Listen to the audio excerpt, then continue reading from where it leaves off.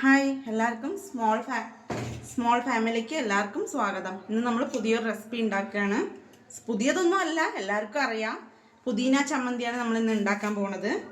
ആദ്യം ഒരു ചീഞ്ചട്ടി അടുപ്പത്ത് വെക്കാം.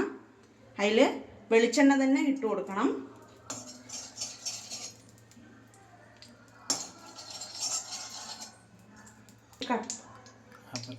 ഇവിടെ നമുക്ക് വെളിച്ചെണ്ണ ഇത്തിരി കട്ട് ചെയ്തുകൊണ്ടേ എടുക്കാൻ ഇത്തിരി ബുദ്ധിമുട്ടാണ്. ഒരു സ്പൂൺ മതിയാവും. ഒരു സ്പൂൺ ഇത്തിരി എണ്ണ ചൂടായി വരുമ്പോൾ 2 വറ്റൽ മുളക് ഇടുക.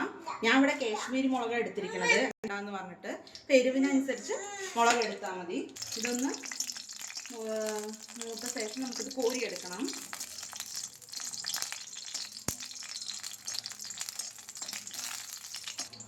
നമുക്കിത് വാരി വെക്കാം. അടുത്തത് നമുക്ക് ഉഴുന്ന് പരിപ്പ് ഇത്തിരി ഒരു 2 സ്പൂൺ ഉഴുന്ന് പരിപ്പ്, അതൊന്ന് നമ്മൾ വറുത്ത് കോരിയെടുക്കണം.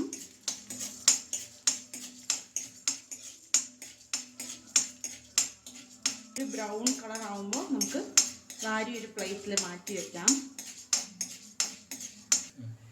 ഇത് ഒരു ബ്രൗൺ കളർ ആകുമ്പോൾ നമുക്കിത് കോരി മാറ്റി വയ്ക്കാം.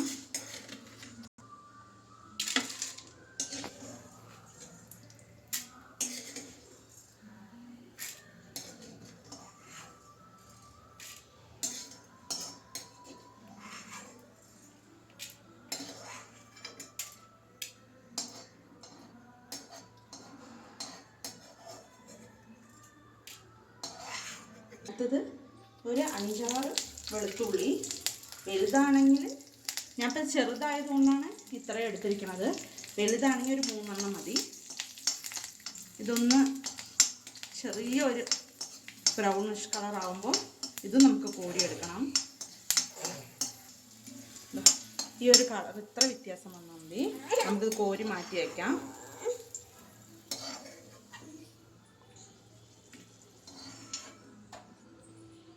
എൻ്റെ ഒരു കൈയിൻ്റെ അളവിൽ പുതിന ഇല, ഇത് നമുക്ക് വാട്ടിയെടുക്കണം.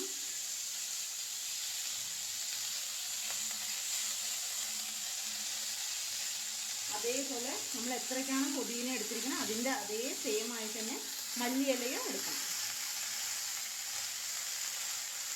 നന്നായിട്ട് ഒന്ന് വഴറ്റിയെടുക്കണം. ഇതിൻ്റെ ഒരു പച്ച മണം ഒന്ന് മാറിക്കിട്ടണം.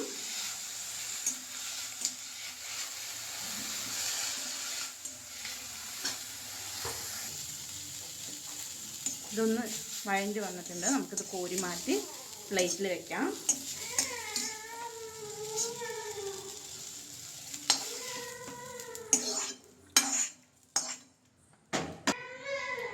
അതേപോലെ എൻ്റെ ഒരു കൈയിൻ്റെ അളവിന് കുറച്ച് തേങ്ങ ഇട്ട് അതിൻ്റെ കൂടെ ചെറിയൊരു പീസ് പുളി അതും ഇട്ട് ഒന്ന് ചൂടാക്കി എടുത്താൽ മതി. നമുക്ക് ഇത് ഒന്ന് ചൂടാക്കി എടുത്താൽ മതി. നമുക്ക് ഗ്യാസ് ഓഫ് ചെയ്യാം. ഇതൊന്ന് വാരി വയ്ക്കാം. ഇതിൻ്റെ കൂടെ ആവശ്യത്തിന് ഉപ്പും ചേർക്കണം. ഇതൊന്ന് ചൂടായ ശേഷം നമുക്ക് മിക്സിയിലിട്ടിട്ട് അരച്ചെടുക്കാം.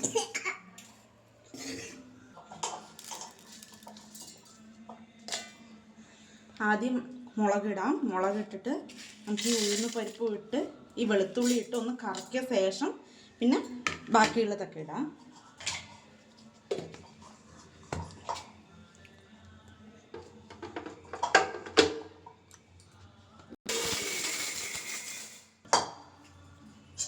ഇനി നമുക്ക് തേങ്ങയും പുളിയും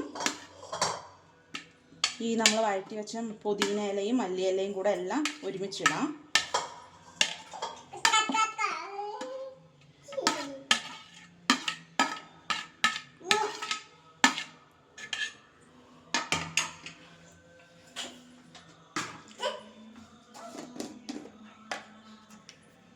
ആവശ്യത്തിന് ഉപ്പ്. ആദ്യം ഇതൊന്ന് കറക്കിയെടുത്ത ശേഷം നമുക്ക് കുറച്ച് വെള്ളം ഒഴിച്ച് നന്നായി അരച്ചെടുക്കണം. നമുക്ക് കുറച്ച് മതി വെള്ളം.